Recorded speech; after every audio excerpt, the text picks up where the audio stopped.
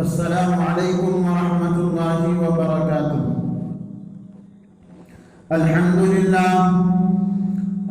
للہ کفا وسلام علی عباده الذین اصطفى، اما بعد فقد قال اللہ تبارک وتعالی فی القرآن المجید والفرقان الحمید: اعوذ باللہ من الشیطان الرجیم، بسم اللہ الرحمن الرحیم۔ یا ایہا الذین آمنوا قوا انفسکم واہلیکم نارا وقودها الناس والحجارہ۔ وقال اللہ تعالی: وانذر عشیرتک الاقربین۔ وقال النبی صلی اللہ علیہ وسلم: كلكم راع وكلكم مسؤول عن رعيته۔ وقال النبي صلى الله عليه وسلم: لا يؤمن أحدكم حتى أكون أحب إليه من والده وولده والناس أجمعين۔ وقال النبي صلى الله عليه وسلم: المسلم من سلم المسلمون من لسانه ويده۔ صدق الله العظيم وصدق رسوله النبي الكريم، ونحن على ذلك لمن الشاهدين والشاكرين، والحمد لله رب العالمين۔ عزیزان گرامی، اللہ رب العزت کا احسان عظیم ہوا ہے کہ اللہ رب العزت نے ہمیں اور آپ کو اپنی مقدس گھر میں آنے کی توفیق عطا فرمائی ہے، بلکہ اللہ کی یہ سب سے بڑی نعمت ہے کہ اللہ نے ہمیں اور آپ کو ہدایت دی اور ہم اور آپ یہاں پر جمع ہوئے ہیں جمعہ کی نماز جماعت کے ساتھ ادا کرنے کے لیے۔ اللہ کی طرف سے یہ سب سے بڑی آج ہمارے لیے نعمت ہے۔ کتنے لوگ ایسے ہیں جو اس دن بھی اللہ کے گھر آنے سے محروم ہو جاتے ہیں۔ اب ذرا سوچیے ان حضرات کے بارے میں جو پانچوں نماز پڑھنے کے لیے تو نہیں آتے ہیں، لیکن جو ایک مقدس دن ہے، جو دن تمام دنوں سے افضل ہے، جو دن تمام دنوں کا سردار ہے، وہ جمعہ کا دن ہے۔ اگر وہ بھی اس دن اپنے مقدس گھر میں نہ آئے تو اللہ کی طرف سے یہ اور محرومی کی کیا بات ہو سکتی ہے۔ عزیزان گرامی، میں نے آپ حضرات کے سامنے قرآن کریم کی ایک آیت تلاوت کی ہے۔ اس آیت کے اندر اللہ تبارک و تعالی ایمان والوں کو خطاب کر کے فرما رہے ہیں، نہ کافروں کو خطاب کر رہے ہیں، نہ یہود اور نصارہ اور نہ عیسائیوں کو خطاب کر رہے ہیں، بلکہ اللہ تبارک و تعالی ان لوگوں سے خطاب کر رہے ہیں جن کا اللہ کے اوپر ایمان ہے، جنہوں نے محمد رسول اللہ صلی اللہ علیہ وسلم کے کلمہ کو پڑھا ہے۔ ان سے خطاب کر کے اللہ تبارک و تعالی فرماتے ہیں: یا ایھا الذین آمنوا قوا انفسکم واہلیکم نارا۔ کہ ایمان والوں، اپنے آپ کو اور اپنے اہل و عیال کو اس آگ سے بچاؤ جس آگ کا ایندھن انسان اور پتھر ہے۔ اس آیت سے یہ پتہ چلتا ہے، اس آیت سے ہمیں یہ سمجھ میں آتا ہے، جب ہم تفسیر کی کتابوں کو پڑھتے ہیں تو ہمیں یہ بات معلوم ہوتی ہے جو اس آیت کے اندر موجود ہے۔ اللہ تبارک و تعالی فرماتے ہیں کہ ایمان والوں، اپنے آپ کو اور اپنے گھر والوں کو اس آگ سے بچاؤ جس آگ کا ایندھن انسان اور پتھر ہے۔ آپ سوچئے، اگر ہم نماز پڑھتے ہیں، ہمیں اپنی نماز پڑھ کر مطمئن نہیں ہونی چاہیے۔ اگر ہم عبادتیں کرتے ہیں تو عبادت کر کے ہمیں مطمئن نہیں ہونی چاہیے، ہمیں یہ خوش نہیں ہونی چاہیے کہ ہم نے نمازیں پڑھ لی، ہم نے عبادتیں کر پہنی, ہم نے زکاتیں دے دی. آگے فرمایا بلکہ تم جس طرح نماز اس لیے پڑھتے ہو تاکہ اللہ راضی ہو جائے, عبادت اس لیے کرتے ہو تاکہ اللہ راضی ہو جائے اور ہم جہنم کے عذاب سے بچ جائے, اللہ کے عذاب سے بچ جائے تاکہ اللہ ہم سے ناراض نہ ہو جائے. اس لیے آج ہم اور آپ نماز پڑھتے ہیں, اس لیے آج ہم اور آپ عبادتیں کرتے ہیں, اس لیے آج ہم اور آپ نیک کام کرتے ہیں. جس طرح ہم اپنے آپ کو جہنم کی آگ سے محفوظ رہنے کے لیے, اللہ کے عذاب سے بچنے کے لیے ہم نمازیں پڑھتے ہیں, ہم روزہ رکھتے ہیں, زکات دیتے ہیں, تو ٹھیک اسی طرح ہمیں اور آپ کو چاہیے کہ ہم اپنے گھر والوں کو بھی اس نماز کی طرف بلائے, ہم اپنے گھر والوں کو بھی اس جہنم کی آگ سے بچائے جس جہنم کی آگ جس کا ایندھن انسان اور پتھر ہے. ہم اپنے گھر والوں کو بھی اللہ کے عذاب سے بچائے, ہم اپنے رشتہ داروں کو بھی اللہ کے عذاب سے بچائے اور ان کو جہنم کے عذاب سے بچائے. اس کے لیے یہ ضروری ہے کہ جس طرح ہم اور آپ نماز پڑھتے ہیں اسی طرح ہم اپنے گھر والوں کو بھی نماز کی تلقین کریں, اسی طرح ہم اپنے گھر والوں کو بھی اچھے کام کرنے کی تلقین کریں. کیونکہ کل قیامت کے دن جب اللہ تبارک و تعالی ہمارے ایک ایک اعمال کے بارے میں پوچھے گا تو اس وقت ہم سے یہ بھی پوچھے گا کہ بتاؤ تم نے اپنے آپ کو تو جہنم کے عذاب سے بچا لیا, تم نے تو جہنم کے عذاب سے بچنے کے لیے دنیا کے اندر نمازیں پڑھی, مجھ کو تم نے راضی کیا, لیکن تم نے اپنے گھر والوں کو اس جہنم کی آگ سے نہیں بچایا, تم نے میرے عذاب سے اپنے گھر والوں کو نہیں بچایا. اس وقت اللہ تبارک و تعالیٰ ہم سے پوچھے گا. فرمایا اللہ کے نبی صلی اللہ علیہ وسلم کی حدیث موجود ہے, کلکم راع و کلکم مسئول عن رعیتہ. اگر ہم اور آپ اپنے گھر کے ذمہ دار ہیں, اگر ہم اور آپ اپنے بچوں کے والدین ہیں تو ہمارے اوپر یہ ذمہ داری بنتی ہے, ہمارے اوپر یہ لازم ہے کہ ہم اپنے گھر والوں کو بھی دین کی دعوت دے, ہم اپنے گھر والوں کو بھی شریعت کو پابند بنائے, ہم اپنے گھر والوں کو بھی قرآن اور حدیث کی تعلیم دے. میرے دوستو, صرف اپنے ذاتی عمل سے نجات کافی نہیں ہے, بلکہ نجات پانے کے لیے یہ ضروری ہے کہ ہم اپنے گھر والوں کو بھی, اپنے رشتہ داروں کو بھی, اپنے آل و اولاد کو بھی اور اپنے والدین کو بھی جہنم کے عذاب سے بچانے کی کوشش کرے, اللہ کے عذاب سے بچانے کی کوشش کرے.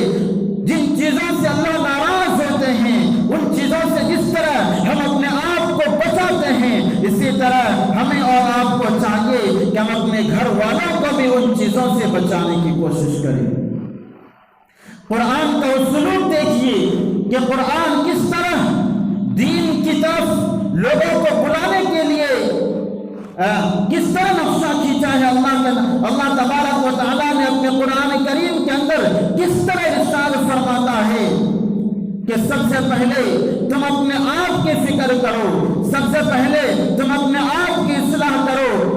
اگر تمہارے اندر اصلاح پیدا ہو جائے, اگر تم نیک اعمال کر چکے, اگر تمہاری زندگی کے اندر صحیح تربیت ہو جائے تو اس کے بعد اس سے فارغ ہو کر تم اپنے گھر والوں کو دین کی طرف بلاؤ, اس سے فارغ ہو کر کے تم اپنے گھر والوں کو جہنم کے عذاب سے بچاؤ, اور جب وہ جہنم کے عذاب سے بچ جائیں گے تو تم بھی کامیاب ہوگے اور تمہارے اہل و عیال بھی کامیاب ہو جائیں گے.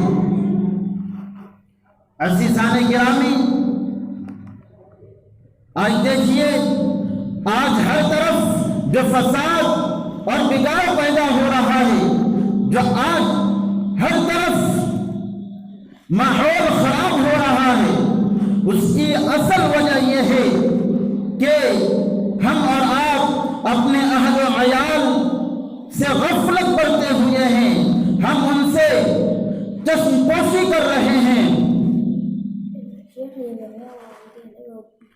پریشانی میں کہتے تو آدھار کارڈ اور یہ بیان کرو بول رہے.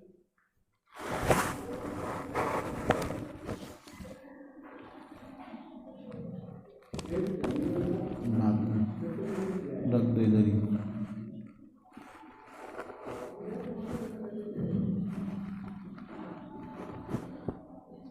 آج جو یہ فساد برپا ہو رہا ہے اس کی ذمہ داری ہم اور آپ، اس کے ذمہ دار ہم اور آپ ہے.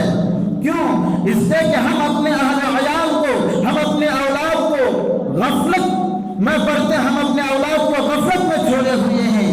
ہم ان کی طرف توجہ نہیں کرتے، جس کی وجہ سے ہماری اولادوں کے اندر دینی تعلیم نہ ہونے کی وجہ سے ایک دوسرے کے ساتھ جھگڑ رہے ہیں، ایک دوسرے کو گالی دے رہے ہیں. اگر ہماری اولاد کی زندگی کے اندر صحیح تربیت آ جائے اور وہ نیک اور صالح بن جائے تو چاروں طرف دین ہی دین پھیلے گا، ہر ایک کی اصلاح ہی اصلاح ہوگی. پھر اس وقت کوئی کسی کو گالی نہیں دے گا، اس وقت کوئی کسی سے جھگڑے گا نہیں، اس وقت کوئی کسی کو برا بھلا نہیں کہے گا.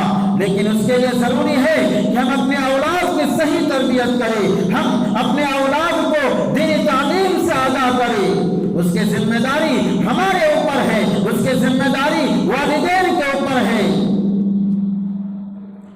یہ ہرگز نہیں کہ ہم اپنے آپ کو جہنم کے آگ سے بچا لیں اور اپنے گھر والوں کو اس جہنم کے عذاب میں رہنے دیں. ایسا ہرگز نہیں. جس طرح ہم اپنے آپ کو جہنم کے عذاب سے بچنے کے لیے نیک اعمال کرتے ہیں، اچھے تعلیم حاصل کرتے ہیں، قرآن اور حدیث کو پڑھتے ہیں، سنت کے پابند ہے، شریعت مطہرہ کے ہم پابند ہے، اسلام کو سیکھنے کی کوشش کرتے ہیں، اسی طرح اپنے اہل عیال کو اور اپنے اہل اولاد کو، اپنے گھر کی عورتوں کو اور اپنے بچوں اور بیویوں کے اندر بھی اس طریقے کی دینی تعلیم ہونی چاہیے.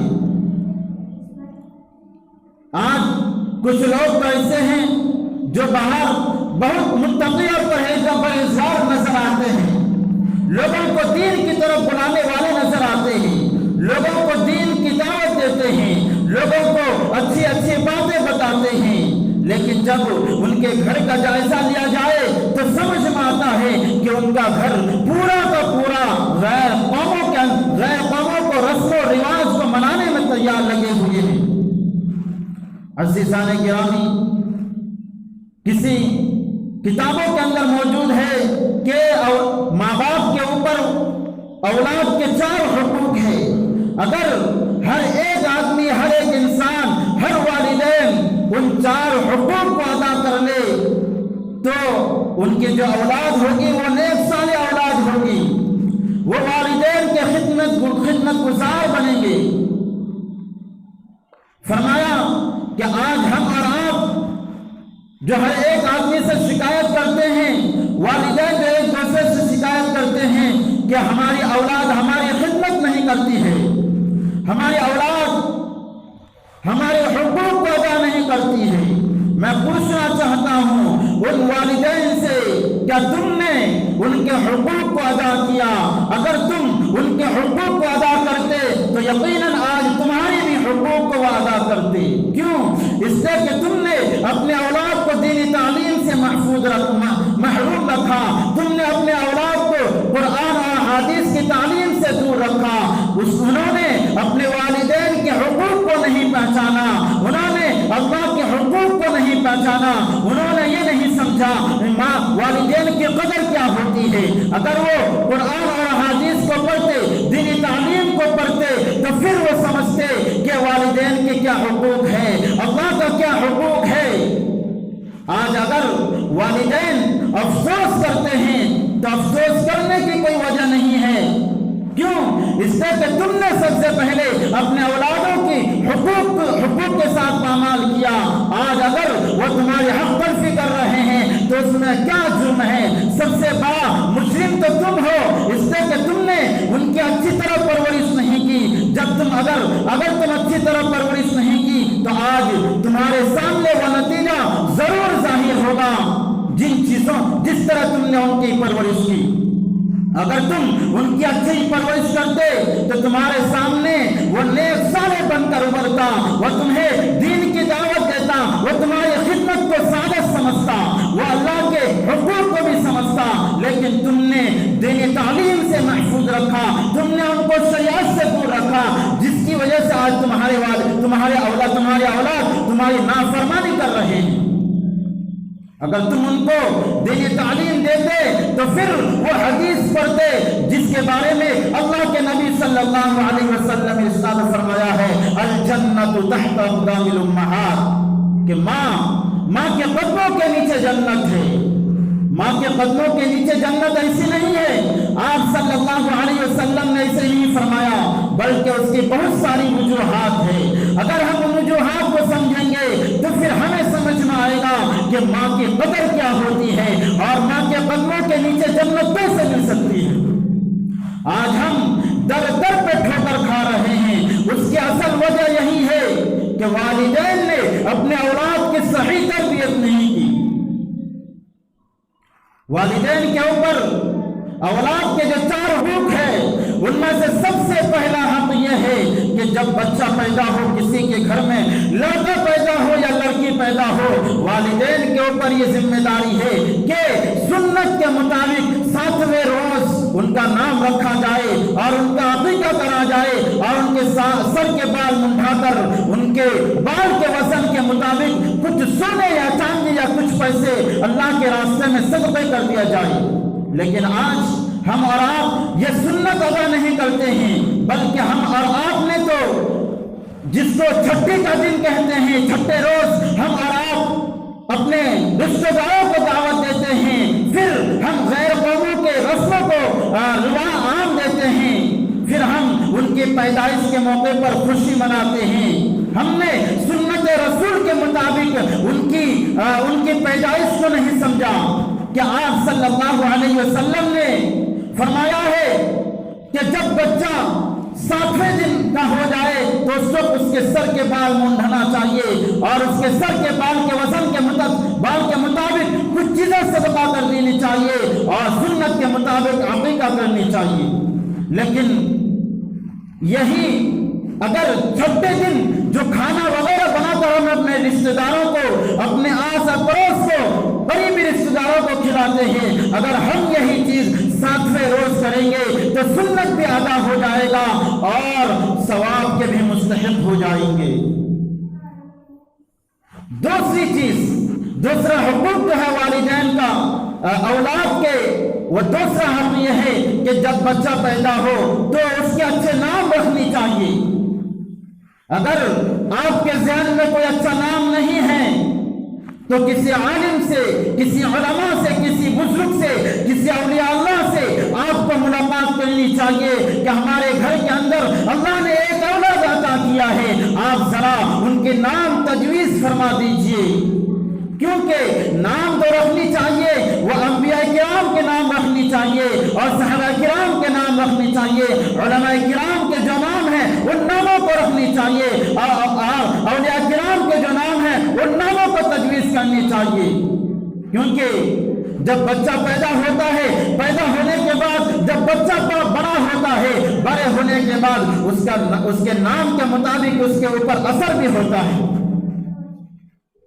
नाम का भी असर होता है बच्चों के ऊपर। लेकिन आज कुछ लोग ऐसे हैं जो ऐसे नाम रखते हैं जो ना अंबिया किराम का नाम है, ना सहाबा किराम के नाम से मिलता है, ना उलमा किराम के नाम से मिलता है, ना औलिया अल्लाह के नाम से मिलता है, बल्कि वह शैतान का नाम होता है।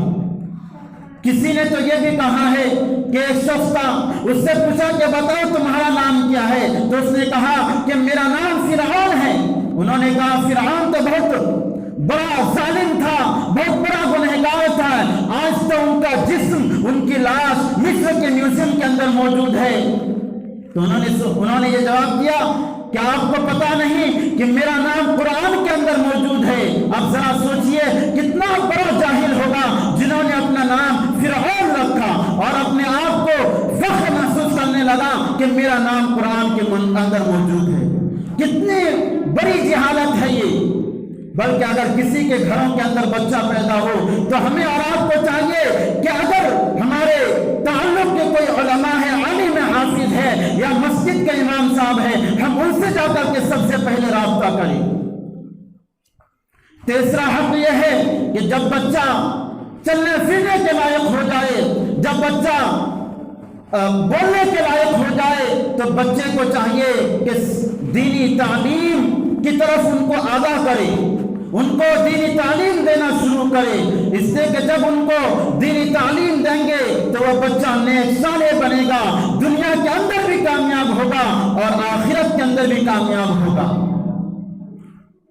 اس لیے کہ جب بچہ نافرمان ہوتا ہے والدین کے، تو والدین کو دنیا کے اندر بھی اس بچے کی وجہ سے رسوائی کا سامنا کرنا پڑتا ہے، اور مرنے کے بعد بھی ان کے والدین اس کے اصال ثواب کے منتظر رہتے ہیں کہ کوئی ایسا میرے اولاد ہوتا، کوئی ایسے اولاد ہوتے جو میرے مرنے کے بعد بھی مجھے اصال ثواب پہنچاتا۔ اس لیے کہ دنیا کے اندر جب کوئی بچہ بگاڑ پیدا کرتا ہے، فساد برپا کرتا ہے، کوئی برائی کا کام انجام دیتا ہے، تو سب سے پہلے اس بچے کی نظر تو اس کے اوپر پڑتی ہی ہے، فوراً اس کے ماں کی طرف، اس کے والدین کی طرف چلا جاتا ہے کہ اس کے والدین کی غلطی ہے، پھر اس کے والدین کو رسوائی کا سامنا کرنا پڑتا ہے۔ دنیا کے اندر جو رسوائی ہے وہ تو کم ہے، یہ تو عارضی ہے، یہ ہمیشہ رہنے والی رسوائی نہیں ہے، لیکن آخرت کی جو رسوائی ہے وہ سب سے بڑی رسوائی ہے۔ کیوں؟ اس لیے کہ اللہ تبارک و تعالیٰ جب میدان محشر میں ان والدین کو بلائے گا کہ بتاؤ تم نے اپنے اولاد کی صحیح تربیت کی یا نہیں کی، کیونکہ اللہ کے نبی صلی اللہ علیہ وسلم کی حدیث موجود ہے، کلکم راع وکلکم مسئول عن رعیتہ۔ بتاؤ تم اپنے گھر والوں کے، اپنے رشتہ داروں کے، اپنے آل اولاد کے تم نگہبان تھے، تمہاری نگہبانی اپنے اولاد کے اوپر تھی یا نہیں تھی، تمہاری نظر اپنے اولاد کے اوپر تھی یا نہیں تھی، تم نے تو جہنم کے عذاب سے بچنے کے لیے نیک اعمال کیے، لیکن تم نے اپنے اولاد کو ان چیزوں سے بچنے کی تلقین نہیں کی، تم نے اپنے اولاد کو سنت کے مطابق زندگی گزارنے کی تلقین نہیں کی۔ اس وقت اللہ تبارک و تعالی ہم سے فرمائے گا بتاؤ تم نے اپنے اولاد کی صحیح تعلیم کیوں نہیں دی۔ اس وقت جو رسوائی ہوگی وہ بہت بڑی رسوائی ہوگی جس کا تصور کرنا ہمارے لیے محال ہے، ہم اس کا تصور نہیں کر سکتے۔ دنیا کے اندر جو والدین کی رسوائی ہوتی ہے وہ تو رسوائی عارضی ہے، وہ والدین جنہوں نے سالوں سے اپنی عزت لوگوں کے دلوں کے اندر بٹھایا تھا، ان اولادوں کی وجہ سے، ان نافرمان اولادوں کی وجہ سے ان کے والدین کی وہ عزت منٹوں میں ختم ہو جاتی ہے، منٹوں میں ختم ہو جاتی ہے۔ فوراً اس کے والدین کی نسب کی طرف جاتا ہے کہ ضرور اس کے والدین میں سے کوئی ایسا ہوگا جنہوں نے اپنے بچپن کی زندگی میں ایسا ہی کیا، جنہوں نے ان کی تعلیم اچھی نہیں دی۔ میرے عزیز ساتھیوں، ایک صحابی کا واقعہ ہے کہ ایک صحابی اللہ کے نبی جناب محمد رسول اللہ صلی اللہ علیہ وسلم کے پاس تشریف لائے، اور لانے کے بعد فرمایا کہ اے اللہ کے رسول صلی اللہ علیہ وسلم، میرے بچے بڑے نافرمان ہیں، یہ ہمارے حقوق کو ادا نہیں کرتے۔ تب اللہ کے نبی صلی اللہ علیہ وسلم نے اس بچے کو بلایا، اور بلانے کے بعد کہا کہ تم اپنے والدین کے حقوق کو ادا کیوں نہیں کرتے؟